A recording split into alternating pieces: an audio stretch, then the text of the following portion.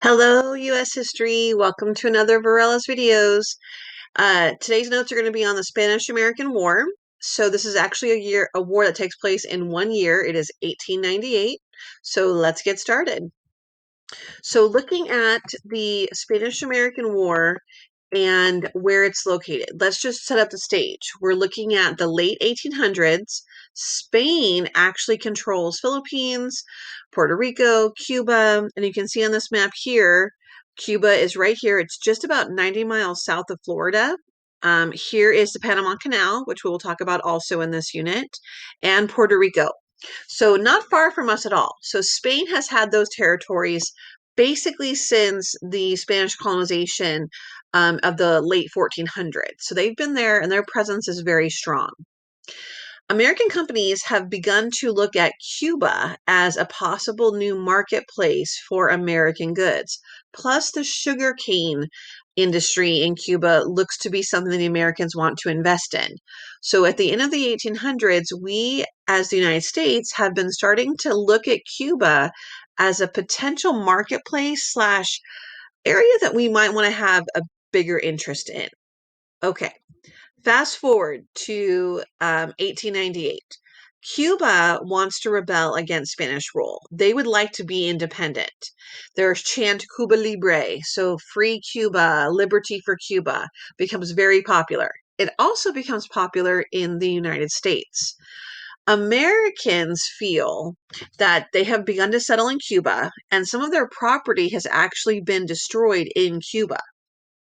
The Spanish are worried and also not in any position to let go of Cuba at this point because that is all of the land that Spain controls really left in Latin America. They have lost control of all of Mexico, Central America, South America, so they are not going to let go of their lands in the Caribbean.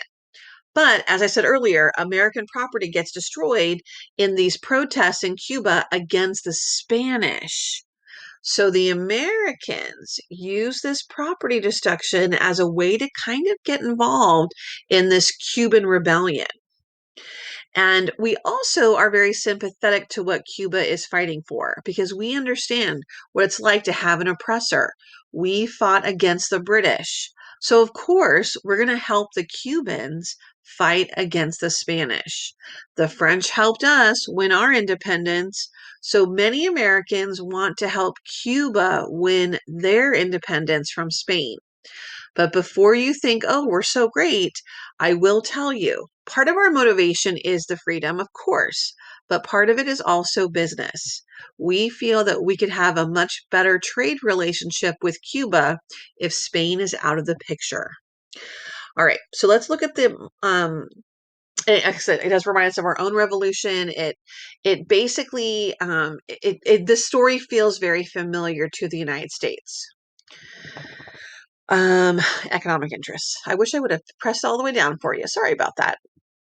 Okay, so now before we get into some of the events, this is a very important topic, and this will be a topic on your next test, the topic of yellow journalism. Two names to remember, Joseph Pulitzer and William Randolph Hearst. These are both two very famous and rich newspaper tycoons. If you remember, Joseph Pulitzer was the one who created the fundraiser to keep the Statue of Liberty in New York.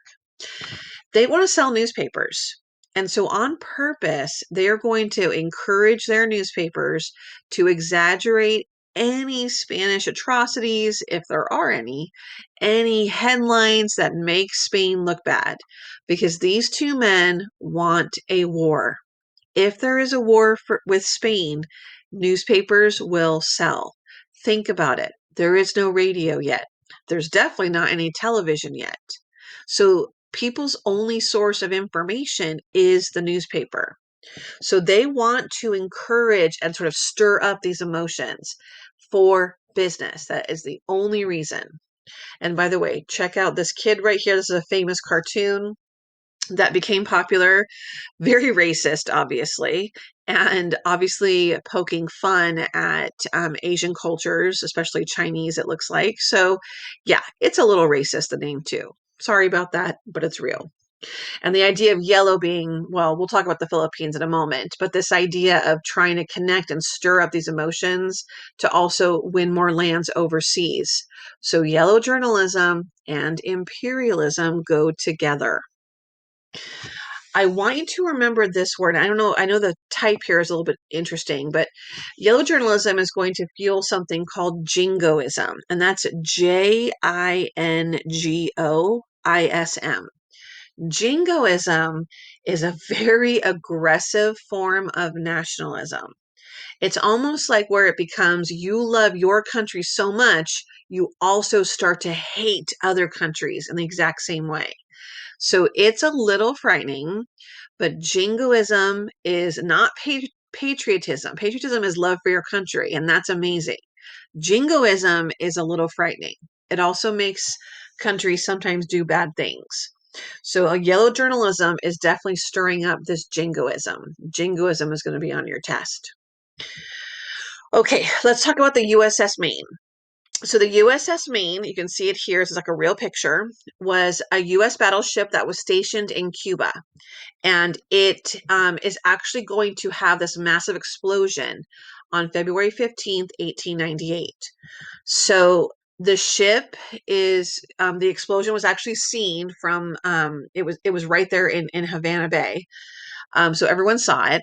And unfortunately, this picture was taken right as the Maine was sinking. So the Maine will sink, and there were about 200 American sailors on board. They were killed. So combine this incident that really happened with yellow journalism. And what you're going to get is war fever.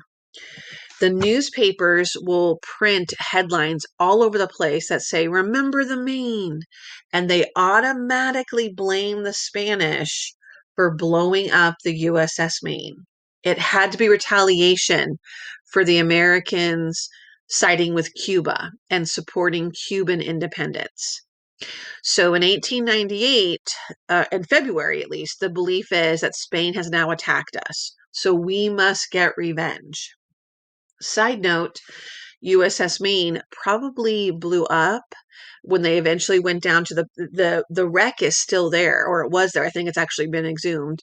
But scientists went down there and divers found that it looks like perhaps there were ammunition cartridges stored too close to the engine room or in some way were heated up, and they probably blew themselves up by accident. That's what really happened most likely. But we can say that 50 years later. All right. Regardless, war will break out. So the United States will send our Navy more ships down to Cuba to blockade Cuban ports to try to keep the Spanish out and try and keep the Spanish from getting reinforcements. So then Spain will officially declare war on the US. And mind you, this is all in 1898. So this will start in April of 1898. War will break out. This will be a war that is covered extensively by our media. It also will take place in two parts of the world, the Caribbean and the Philippines. The Philippines are going to, it's one of the key Spanish colonies in Asia.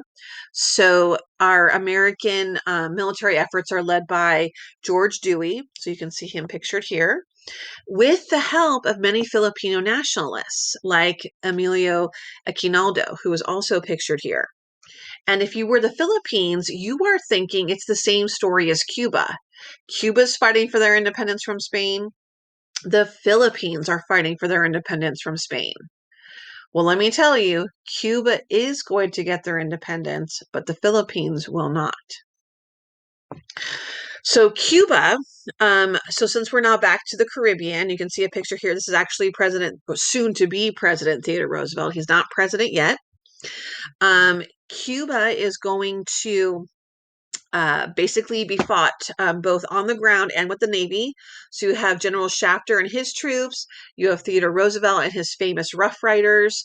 Let me tell you, the Rough Riders here's a picture of them right here, are actually a group of American volunteers. So many of them were professional bankers, lawyers, professors, men who were not in the military, but feel it's their duty to join up and fight. So they will go and fight in Cuba in the Spanish-American War, led by the former Secretary of the Navy, soon to be Vice President Theodore Roosevelt. And basically, the fighting only takes place over a few months from basically May, June, and July of 1898. This is a very short war. And when the war is over, this is actually a video. I can't show it to you on this video, but we can watch it in class if you remind me. There's a movie about the Rough Riders that this is a clip from.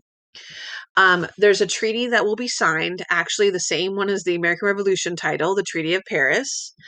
And basically, this treaty is between the United States and Spain. It ends Spanish control of Cuba, Puerto Rico, and Guam. I should also have Philippines on there as well. And here's what you want to remember. The U.S. will now acquire the Philippines, Puerto Rico, and Guam. Those become our new territories from Spain specifically. Cuba gets to be independent. And this is really going to anger the Philippines because they feel not only did they fight just as hard as the Cubans did for their independence, they don't understand why they are not. And the reason why the Philippines will not be independent is because we need them. We need them as a colony in Asia, and we're not going to give them up. In fact, the Philippines will not be independent until after World War II in 1946. And this is only 1898. So the Philippines and the United States are actually going to fight their own little war that we're going to read about in your textbook because they're so angry and at what to them is a betrayal. Okay, that is the Spanish-American War. I'm going to stop these notes here. Hopefully you were taking some good notes, and I know there's a lot of notes for this unit, so just get ready. But this is the Spanish-American War. All of it happened in 1898. See you in class.